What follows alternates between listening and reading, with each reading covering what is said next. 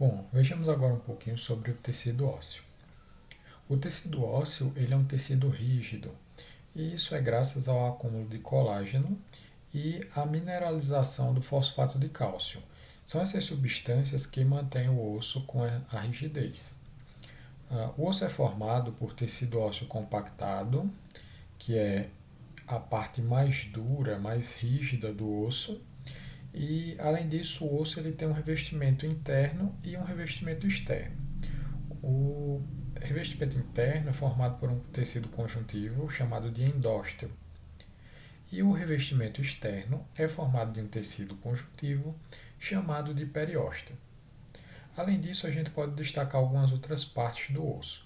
Então, a gente tem o osso do tipo osso esponjoso, essa parte mais interna do osso aqui, e ela é chamada de osso esponjoso justamente porque ele parece uma esponja, em relação à aparência, mas ele não é macio como a esponja. A gente tem também no osso cartilagem revestindo as extremidades, que são chamadas de epífises. Temos dentro do osso a medula amarela e a medula vermelha. Aqui do lado de fora dá para a gente destacar também o periósteo. As extremidades do osso são as epífises e a parte central do osso é chamada de diáfise. O tecido ósseo é formado por componentes inorgânicos, e aí os componentes inorgânicos são os sais minerais, e temos também os componentes orgânicos, que são as fibras e as células do tecido ósseo.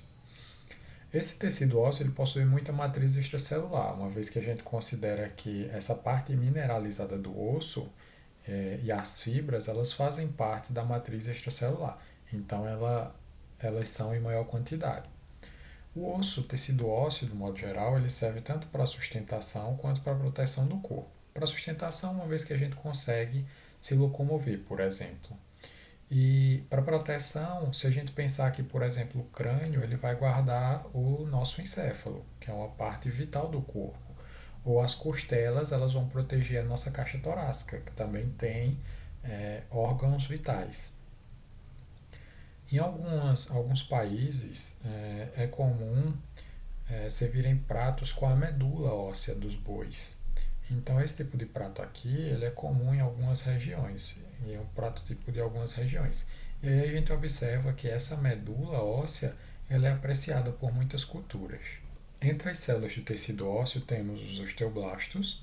Esses osteoblastos são células que produzem fibras e fixam cálcio. Então, são células responsáveis por produzir osso. Temos os osteócitos. Os osteócitos são os osteoblastos, só que eles são células mais velhas. Então, quando os osteoblastos reduzem o seu metabolismo, eles passam a serem chamados de osteócitos. Esses osteócitos normalmente ficam na região mais interna do osso. Então, aqui nessa imagem, se vocês observarem, a gente tem aqui os osteoblastos na parte mais externa do osso, enquanto que os osteócitos eles já estão na parte mais central do osso. E eles têm um metabolismo reduzido, isso porque eles não precisam ficar repondo a matriz óssea de dentro. Tá? Esse é o papel dos osteoblastos. E a gente tem os osteoclastos. Os osteoclastos eles promovem a reabsorção do tecido ósseo, ou seja, eles desmancham o tecido ósseo. Por que é necessário desmanchar o tecido ósseo? Porque os nossos ossos eles não só crescem em relação ao tamanho, eles têm que ser completamente remodelados. Se você pega, por exemplo, o esqueleto de uma criança e o esqueleto de um adulto, você vai observar que as diferenças elas são muito além do tamanho. A gente tem, em relação a esse tecido ósseo, uma condição chamada de osteoporose. Veja que em uma situação normal, o osteoblasto, e aqui está representado por essa figurinha, o osteoblasto está construindo os ossos. Ele está aqui a figurinha colocando os tijolinhos. Enquanto os osteoclastos eles estão destruindo esses ossos, isso para permitir a remodelagem.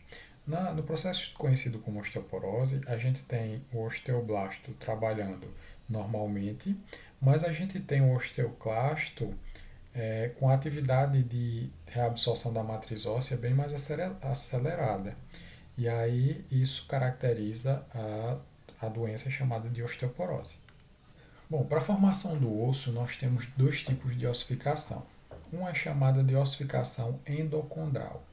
Essa ossificação endocondral é o processo de produção de ossos a partir de cartilagem.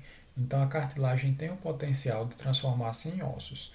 Então, aqui vocês observam na imagem o processo de transformação de uma cartilagem em um osso longo, onde a cartilagem ela vai aos poucos tendo sua matriz extracelular mineralizada e aí, depois de algumas etapas, ela transforma-se em osso.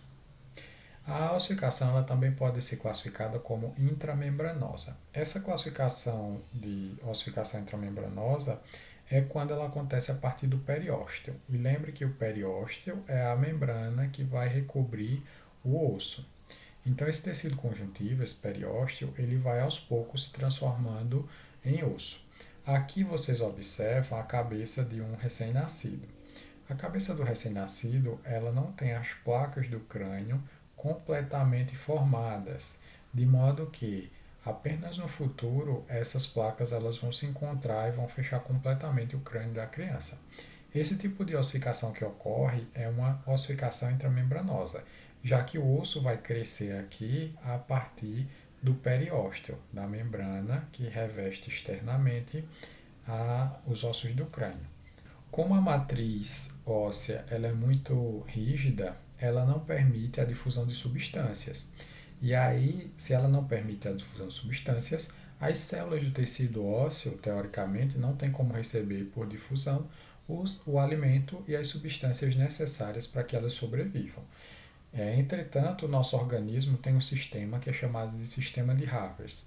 Esse sistema de Havers ele é uma rede de canais e esses canais eles servem para a passagem de vasos sanguíneos. Esses vasos sanguíneos conseguem levar as substâncias necessárias à sobrevivência das células. Aqui dá para ver uma imagem dos canais de Havers, uma microscopia, e onde cada um desses furinhos que vocês estão observando aí servem de suporte para a passagem de vasos sanguíneos. A gente sabe que existe uma relação entre o cálcio e os ossos.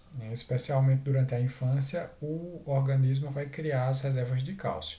Essas reservas que vão perdurar por toda a vida. A gente precisa do cálcio para compor os ossos e os dentes, entretanto, o cálcio ele também atua no metabolismo do nosso corpo. Então, ele vai ser fundamental para executar funções vitais. Quando no nosso organismo falta cálcio circulando no sangue, o nosso organismo retira esse cálcio das reservas, e as reservas de cálcio são os dentes e são os ossos. E isso, se acontecer com muita frequência, durante um período prolongado de tempo, pode acabar enfraquecendo os ossos e os dentes. Então, entre 9 e 18 anos são necessários, para vocês terem uma ideia, 1.300 miligramas de cálcio por dia. Isso a gente consegue através do leite e derivados, principalmente. Caso essa quantidade ela não seja oferecida ao organismo, o organismo pode ter deficiência de cálcio e aí usar as reservas de cálcio. Nesse caso, pode acontecer o problema, e normalmente é um problema que atinge pessoas idosas, pode acontecer a osteoporose, que é quando falta cálcio para a construção do osso. E aí o osso ele vai ficar com mais lacunas, ele vai ficar mais esponjoso do que deveria. E aí, obviamente, esse osso com osteoporose, ele vai ficar muito menos resistente do que o osso saudável e vai ter uma tendência clara a quebrar. Bom, tem um fator curioso em relação à absorção do cálcio. O cálcio, ele compartilha um meio de entrada com a cafeína e com o ferro. Então, quando você toma cálcio, por exemplo, leite, junto com café, você vai reduzir a quantidade de cálcio que você absorve, justamente porque a cafeína e o cálcio, eles compartilham o mesmo meio, assim como o ferro também vai compartilhar esse mesmo meio de absorção. Então, o ideal é que os produtos derivados do leite, né, se o objetivo for realmente conseguir cálcio, adquirir cálcio, que ele seja fornecido sem a presença de cafeína e sem a presença de ferro. Outro fator importante para a perfeita utilização do cálcio é a presença da vitamina D. Então, a vitamina D ela vai atuar junto com o cálcio para que os ossos eles fiquem fortes. Na verdade, a absorção do cálcio e a fixação do cálcio nos ossos ele vai depender da vitamina D, assim como diversas outras atividades do corpo. Então, é necessário que a vitamina D esteja nos níveis adequados. A gente sabe que a vitamina D dá para adquiri-la apenas se expondo ao sol, claro que sem exageros. Um período curto de tempo já é suficiente para que o organismo ele obtenha toda a vitamina D necessária para aquele dia. As atividades físicas também auxiliam no ganho de massa óssea e na fixação do cálcio. Então vocês devem observar que as pessoas, os atletas, eles têm um corpo, um esqueleto, por assim dizer, né, os ossos mais pesados. Isso porque os ossos eles acabam ficando mais densos. Então muitas vezes você entra na academia para ou faz algum treino para emagrecer e às vezes você não observa isso na balança, porque você está substituindo gordura, muitas vezes, por massa óssea. E aí você demora a perceber que de fato você está emagrecendo. Mas isso é bastante saudável, porque os ossos ganhando mais densidade, você tem ossos mais resistentes.